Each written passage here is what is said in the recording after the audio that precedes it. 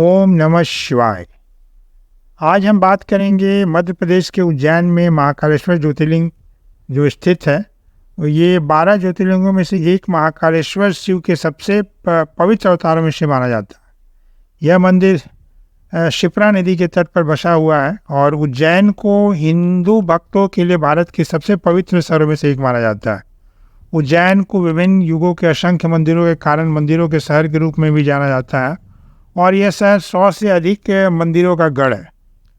और दुनिया का सबसे बड़ा धार्मिक आयोजन सिंहस्थ जो कुंभ मेला जिसे नाम से हम जानते हैं, वो हर 12 साल में एक बार उज्जैन में शिप्रा नदी के तट पर आयोजित किया जाता है।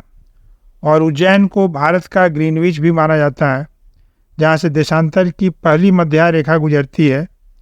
और उज्जैन का श्री राम घाट जो है वो सबसे प्राचीन स्नान घाट है। और अगर मंदिर परिसर की बात करें तो वहाँ महाकाल मंदिर के ऊपर गर्भगृह में ओंकारेश्वर शिव की मूर्ति प्रतिष्ठित है। वहीं गर्भगृह के पश्चिम, उत्तर और पूर्व में गणेश जी हैं। पार्वती और कार्तिकेय भी स्थापित है। दक्षिण दिशा में आप जाते हैं तो दक्षिण में नंदी की प्रतिमा स्थापित है। वहीं तीसरी मंजिल पर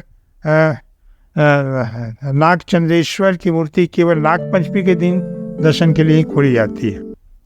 महाकाल में अगर आरती की बात करें तो सुबह 4 बजे भस्म आरती होती है। और अगर आप इसमें शामिल होना चाहते हैं तो सबसे पहले आपको ऑनलाइन बुकिंग करना पड़ेगी या तो मंदिर कार्यालय में पंजीकरण करना आवश्यक होता है। बेहतर वो यही है कि आप ऑनलाइन बुकिंग करके ही दर्शन करने के लिए उज्जैन आएँ। और जहाँ तक मॉर्निंग दर्शन की बात है, सुबह का दर्शन की बात है, वो 4 से 7 होता है। भस्म आरती जो है वो 10:30 बजे से 1 बजे दोपहर तक रहता है। और संध्या आरती 6 से 7 तक, और रात्रि काल में भी आप दर्शन कर सकते हैं जो 8 से 10 बजे तक आपका पट खुला रहता है। और अब हम बात करें कि उज्जैन में घूमने का सबसे अच्छा समय कब है, तो उज्जैन में गर्मी बहुत तेज़ होती है। यहाँ गर्मियों में भारी गर्मी पड़ती है और सर्दियों में तेज़ सर्दी पड़ती है। इसलिए उज्जैन की यात्रा का सबसे अच्छा समय मार्च से अप्रैल और अक्टूबर से नवंबर के महीनों में होता है। इस समय यहाँ का मौसम बहुत ही अनुकूल होता है, जो आपके घूमने के लिए बहुत ही अच्छा है। और वहीं उज्जैन में महाकाल के दर्शन और आरती के लिए पुरुषों के लिए अंगवस्त्र निर्धारित किया गया है और धोती पहननी पड़ती हैं जेंट्स को।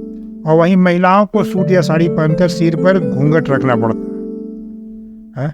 हाँ, एक बात का यहाँ आने पर ध्यान जरूर रखिएगा, टूरिस्ट ट्रैप से आपको सावधान रहना है, क्योंकि मंदिर के आसपास आपको बहुत सारे ऐसे टूरिस्ट ट्रैप मिलेंगे जो कहेंगे कि हम लोग आपको दर्शन करा देंगे, है, तो उनसे आपको बच के रहना है। हालांकि यहाँ दर्शन के लिए वीआईपी दर्शन का भी व्यवस्था है, जहाँ आपको 250 पे करके वीआईपी दर्शन आप कर सकते हैं। इसके अलावा आप उज्जैन में महाकालेश्वर मंदिर के अलावा बहुत सारे मंदिर हैं जहाँ आप जाके अपना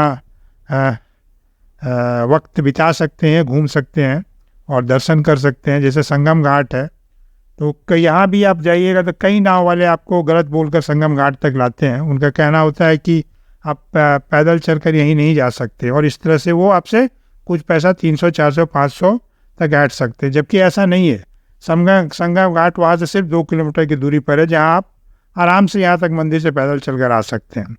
वहीं काल भैरव मंदिर के दर्शन आप कर सकते हैं। कालियादेव पैलेस है, जो महल राजा और राजकुमारों के साथ उज्जैन के सांस्कृतिक महत्व और उसके इतिहास का प्रतीक है।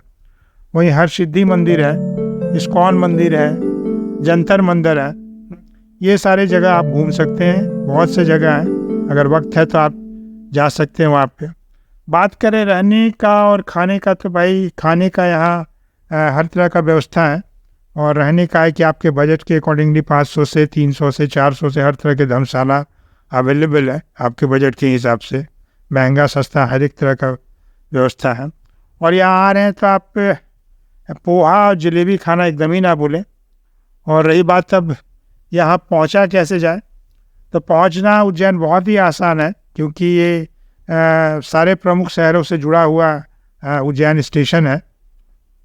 और उज्जैन स्टेशन के पास में ही आपको मंदिर है।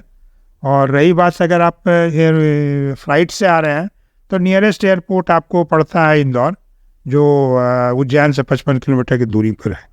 ठीक है। जय महाकाल, जय जय, हर हर महादेव, धन्यवाद।